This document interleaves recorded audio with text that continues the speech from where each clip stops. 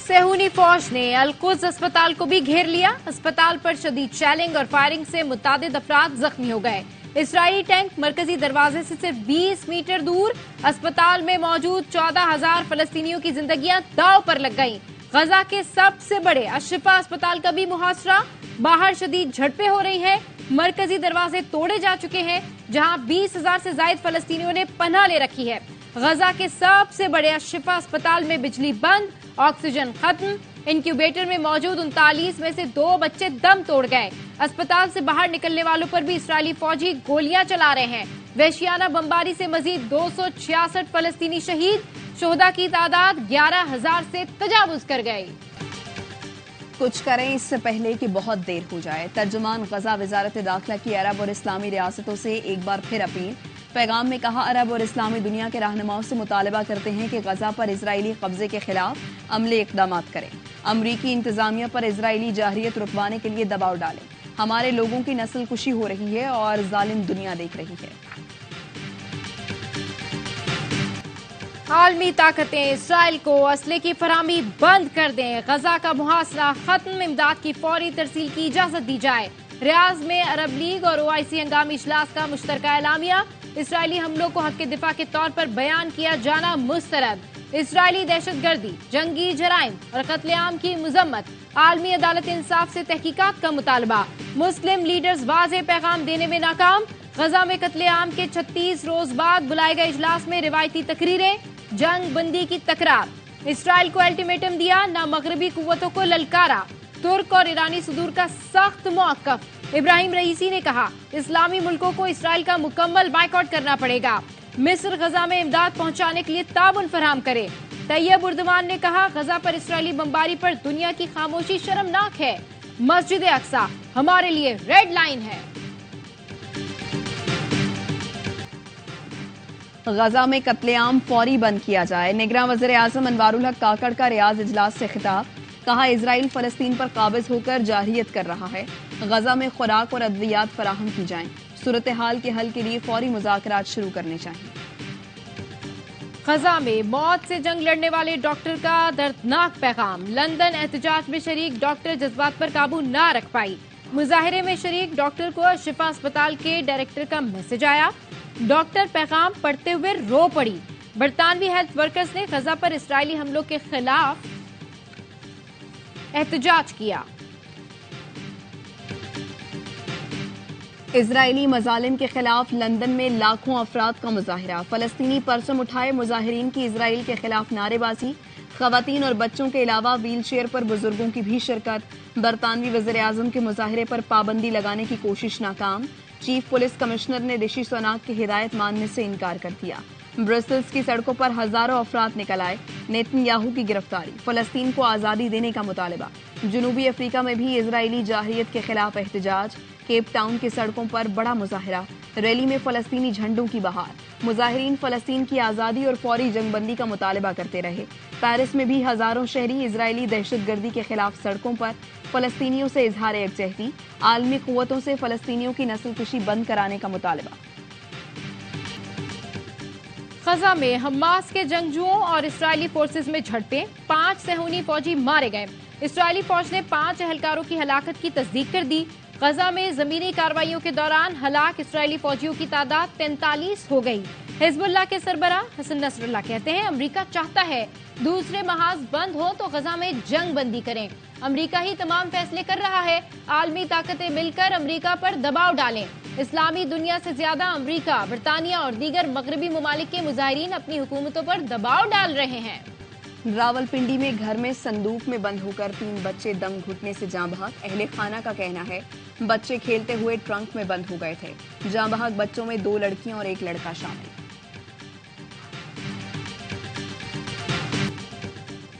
World cup में पाकिस्तान का सफर शिकस्त पर खत्म। इंग्लैंड ने 93 रन से हरा दिया। 338 रन के ताकुब में टीम 244 रन पर सिमट गई।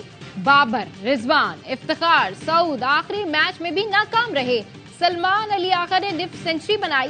पाकिस्तान की वर्ल्ड कप तारीख में बदतरीन परफॉर्मेंस। पहली बार 5 शिकस्तों का सामना करना पड़ा। मेगा इवेंट में 6 मैचेस हारने वाली इंग्लिश टीम ने भी पाकिस्तान को आउट क्लास कर दिया। पाकिस्तान की पेस बैटरी मेगा इवेंट में फ्यूज। हारिस रऊफ ने 9 मैचेस में 533 रन दिए। वर्ल्ड कप की तारीख के महंगे तरीन बॉलर बनने का रिकॉर्ड बना लिया। शाहीन ने 18 विकेटें ली, लेकिन 13 लूजिंग कॉज में आई। स्पिन डिपार्टमेंट बिल्कुल फेल रहा। बैटिंग में सबसे बड़ा नुकसान बाबर आजम का न चलना था।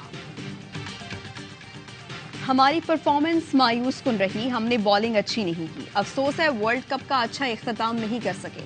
कप्तान बाबर आजम की मैच के बाद गुफ्तगू, कहा जनूबी अफ्रीका से मैच जीत जाते तो नतीजा कुछ और होता। मिल बैठकर गलतियों पर बात करेंगे।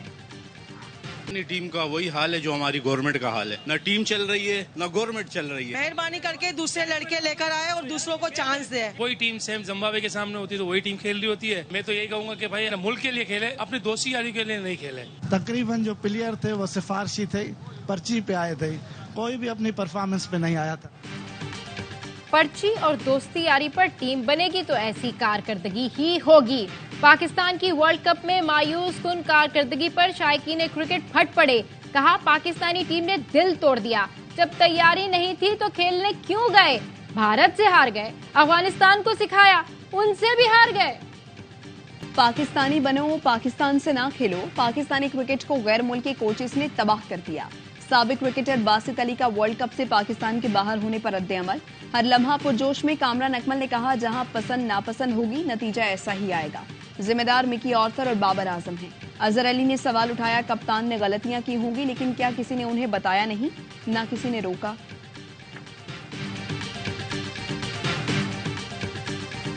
भारत वर्ल्ड कप की सेमीफाइनल लाइनअप मुकम्मल। भारत, जनूबी अफ्रीका और ऑस्ट्रेलिया के बाद न्यूजीलैंड ने भी सुपर 4 के लिए क्वालिफाई कर लिया। इवेंट का पहला सेमीफाइनल बुध को भारत और न्यूजीलैंड के दरमियान मुंबई में खेला जाएगा। दूसरे नॉकआउट मुकाबले में ऑस्ट्रेलिया और जनूबी अफ्रीका 16 नवंबर को कोलकाता में टकराएंगे। वर्ल्ड चैंपियन का फैसला 19 नवंबर को अहमदाबाद में होगा। सिंध में इंतखाबी इत्तेहाद का मिशन। नून लीगी वफ्द की कराची में मुलाकातें। जीडीए के सरबराह पीर पगारा को नवाज शरीफ का पैगाम पहुंचाया। साद रफीक ने कहा, किसी जमात के खिलाफ इत्तेहाद नहीं बना रहे, वक्त आ गया है सिंध में मुतबादिल क़यादत लाई जाए। अयाज सादिक बोले, पीपी हमारे साथ 16 माह तक हुकूमत में शामिल रही, जरूरत पड़ी तो आगे भी साथ चलेगी। लीगी वफ्द की जेयूआई के रहनुमा राशिद सोमरो से भी मुलाकात। लाड़काना में जेयूआई के जलसे में शिरकत की दावत कबूल कर ली। लीगी वफ्द आज एमक्यूएम क़यादत से मुलाकात के लिए बहादुराबाद जाएगा।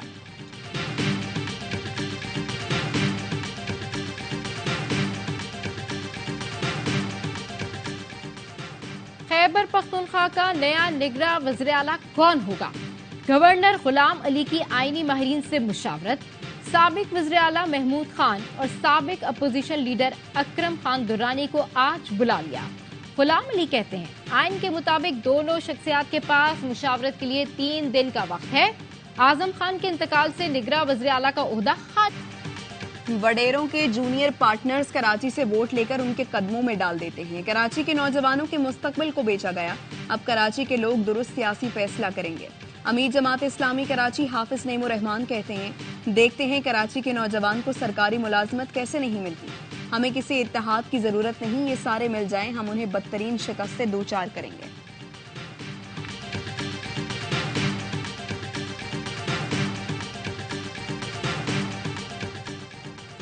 गैर कानूनी मुकीम अफगान शहरियों की वतन वापसी जारी। गुज़िश्ता रोज 3605 गैर कानूनी अफगान बाशिंदे वापस चले गए। अब तक 2,14,398 गैर कानूनी मुकीम अफगान बाशिंदों का इनखला का अमल मुकम्मल हो चुका।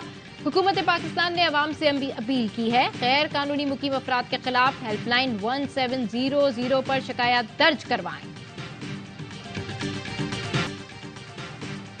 IMF की SIFC के किरदार की तारीफ। एपिक्स कमेटी के इकदामात और करेंसी स्मगलिंग के खिलाफ कार्रवाइयों पर इत्मीनान का इजहार किया। ज़राए के मुताबिक मुज़ाकरात में डॉलर के मुकाबले रुपए के एक्सचेंज रेट से मुतालिक उमूर का जायजा लिया गया।